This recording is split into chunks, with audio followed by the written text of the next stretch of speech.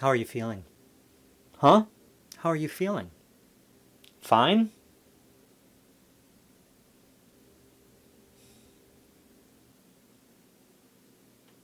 What? Well, fine's not a feeling. Oh, okay. How are you feeling? Annoyed, I guess? Good. Good. That's honest. That's a feeling.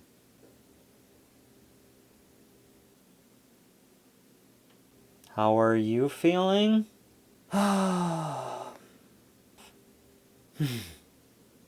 Apprehensive, glad, irritated, embarrassed, down, lonely. Less than, maybe some shame, rejected, expectant, bored, repulsed, tense, stressed, bad. Hey, I'm Andy. Welcome to the church basement. For, I don't know, most of my life, if you would have asked me how I'm feeling, I would have given you 3 replies. Fine, good, good, good, and pissed off, man. That was it. That was the extent of my emotional vocabulary. In fact, every time I took one of those personality tests that had some kind of emotional intelligence or emotional IQ attached to it, it always put me in the bottom percentile. Like Andy is a robot, but a pissed off robot. So something was going on. This is how I was until I was forced to figure out and deal with this emotional stuff.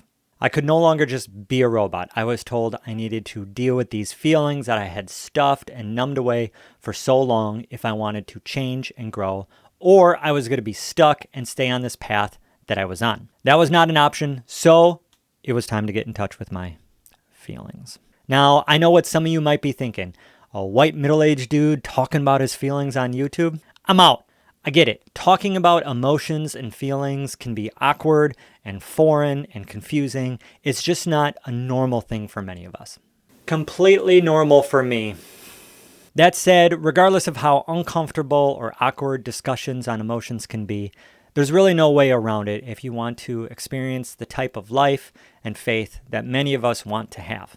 So I encourage you to just stick with it, watch, listen to this video with an open heart and an open mind. You may not connect with what I have to say. You may not relate to me. All that is fine. I'm not the authority on emotions. So you don't have to take me seriously, but I do think we all need to take emotions seriously. Here is what I've come to believe about emotions. Many of our bad behaviors, addictions, relational issues, and struggles are all related to emotional immaturity.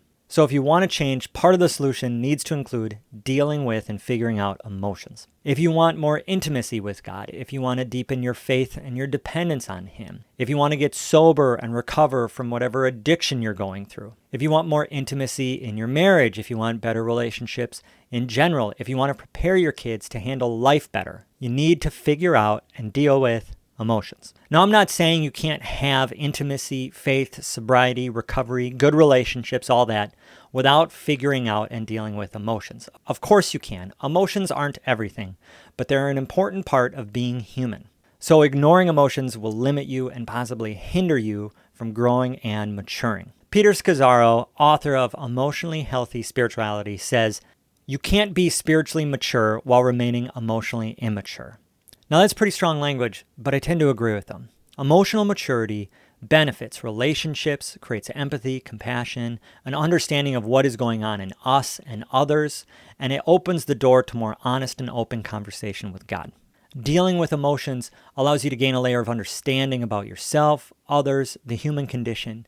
It adds to wisdom, discernment, humility, trust, love, and faithfulness. The good news is that if emotional maturity is a weak spot for you, then you have a huge growth opportunity that'll really pay off in most areas of your life. Growth opportunity. I know, it's a way of saying you suck, but you don't have to suck forever. Supervisors love using this one with me. Like I said, angry robot Andy, huge growth opportunity. And at first I didn't believe it was possible, but it is, and I've experienced it. Slowly, I have not arrived, but I am on the path, and that's where I want to be, and I think if you're still watching this, it might be where you want to be. So let's get into this and dive into emotions. Finally, what are emotions? Emotions are one of the ways that we connect to ourselves, to what is going on inside us, in our heart, our minds, our bodies, and how we're being affected by what is going on outside us. Emotions are signals or reactions that we feel. We feel all sorts of things in relation to our heart's desires, longings, and needs, what is going on in our mind and our thoughts and our memories, and the effects of what is going on outside us. Anger, sadness, joy, happy, fear, shame, guilt, disgust, anxious, lonely. All of these are emotions that we experience, and they're meant to draw our attention to something happening in us or around us. These feelings are how we receive information from within ourselves. This is how God made us, how He designed us. He equipped us with the ability to get feedback, to sense it and to feel it, so our attention would be drawn to it, and then we would do something about it. We're made this way because we're made in the image of an emotional God. All throughout Scripture, God expresses emotions. Jesus expressed emotions. People in the Bible express emotions. We're made in the image of an emotional God. It's part of being human, and because of that, emotions aren't optional. We're all equipped and wired and made to feel. So feeling an emotion is not a sin issue. Because we're human, we're going to feel. I found it helpful to think of emotions as neither good nor bad. Rather, emotions can feel good, pleasant, energizing, that sort of thing, or they can feel bad, uncomfortable, draining, even painful. But the signal, the information it provides us, shouldn't be thought of as morally good or bad. Rather, it's just information. It's just like good news or bad news. Regardless, we want to know the news. The information is useful, therefore emotions are useful. Now, whatever is triggering the emotion, that could be good or bad. What you feel you ought to do because of how you feel might be good or bad. Your default reaction could be good or bad. This is what makes emotions so messy and confusing, because there are countless scenarios that could lead you to feel angry, and there are countless ways that you could react. But what you're feeling in all these scenarios could be the same feeling, and from that same feeling, you could react in good ways or in horrible ways. So what do we do with emotions? Processing emotions is all about feeling and dealing. We feel, we name it, we investigate it, we figure out what's going on, we decide what we ought to do, and we do it.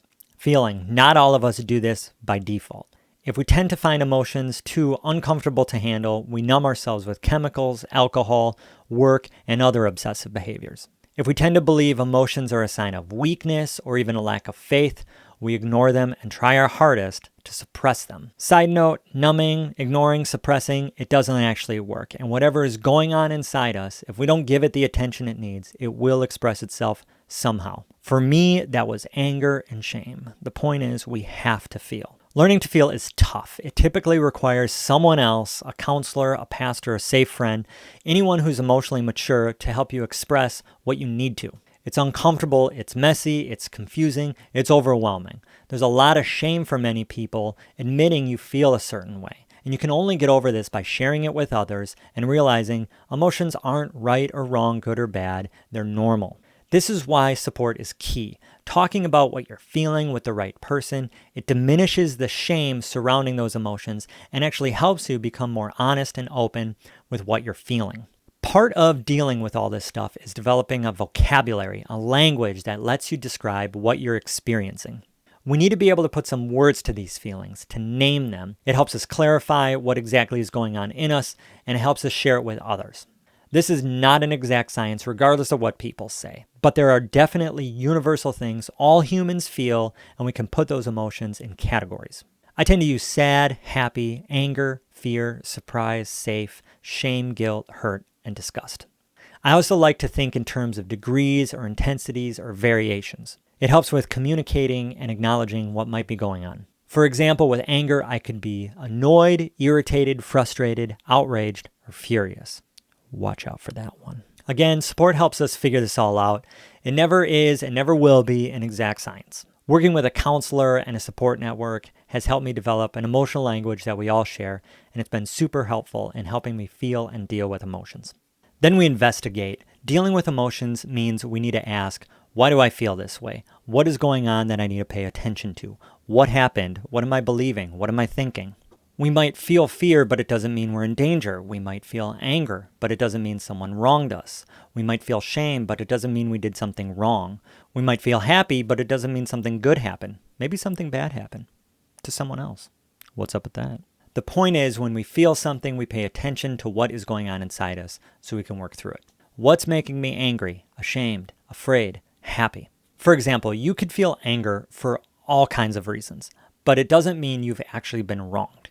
You could legitimately have been wronged, or maybe you just don't like something someone is doing, but it's not necessarily wrong. Different situations, and this is the stuff we need to figure out so we can move forward.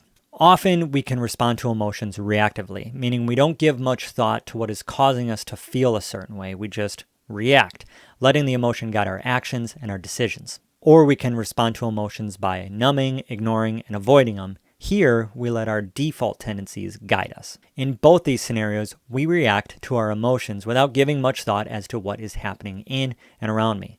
What am I thinking, feeling, and sensing? What is going on? This is key. We feel what we feel, we recognize what we're feeling, aware and alert to what is going on inside us, and then we investigate what is actually happening to us. Using anger as our example, if we find that people are acting completely normal, but I'm annoyed by it, bothered by it, and getting upset, that's on me. If no one is doing anything wrong, I need to work through that anger and figure out what is causing it before I do something. Now, if someone legitimately wronged us, instead of just lashing out in anger, we can stop, we can think about it, and we can figure out, what should I do about this? Now, if this seems impossible, like how am I supposed to think through all this stuff when I'm freaking out, when I'm paralyzed by fear, when I'm down, or just pissed off? It seems impossible because when emotions are really intense, it's hard to think through them. What we need to do is regulate them. What we need is space between our feeling and our response, and we need to calm down so we can think and actually figure out what's the best thing to do. So we feel, we connect if we need to, we investigate, and then we respond appropriately. How we respond to each emotion is dependent on what we feel and what's going on. When we feel fear, it means we're feeling, sensing, or perceiving danger or harm is present. Sadness means we're feeling some sort of loss. Anger means we're feeling some sort of wrong has been done to us. Guilt means we feel like we've done something wrong. Shame means we feel like we are wrong, unlovable, not wanted, rejected. Glad means we're feeling something good or right has happened. What we're sensing, perceiving, and feeling, combined with understanding what is going on in us and around us, leads to action. To get a better idea of how to respond to all the emotions, we're going to take a look at each one in its own video. But one of the ways we can respond to anything we're feeling is through prayer. Remember, emotions help us connect to ourselves. Knowing what is going on in us helps us connect more intimately with God through prayer. We go to Him when we feel like we're in danger, when we're afraid, when we've lost something, when we've been wronged, when we've done wrong, when we're alone, or when something good has happened and we want to go to Him with celebration. We were made to connect with God, and our emotions can actually help us and guide us if we work through them with understanding and wisdom. We'll look at this more in the video on emotions and prayer, which again is linked in the description. So this is emotion in a nutshell. We feel them, we name them, we investigate them, we bring them into the light with God and others, and then we act. If this seems like an easy formula to follow, it's not. In practice, it's anything but easy. It's more of an art, something you learn through practice. It's a process, and it's messy. I'll do a video on emotions and prayer, and then we'll also look at probably the biggest challenge for most of us, which is regulating our emotions. Contrary to what you might hear or believe, we cannot control our emotions, but we can regulate them, and it's crucial to being able to work through them. Finally, we'll put it all together and go over some practical applications, how I got started on this emotional journey, what a feelings check-in looks like, and what I do daily to stay on the path. All right, that's it for this video on emotions. We're just scratching the surface, so make sure to go check out the other videos. If you like this content, like the videos, subscribe to the channel, and share this stuff with anyone you think would benefit. My mission is to create resources that help people live more faithfully. And so if you share it, you would help me out a lot. All right, thanks.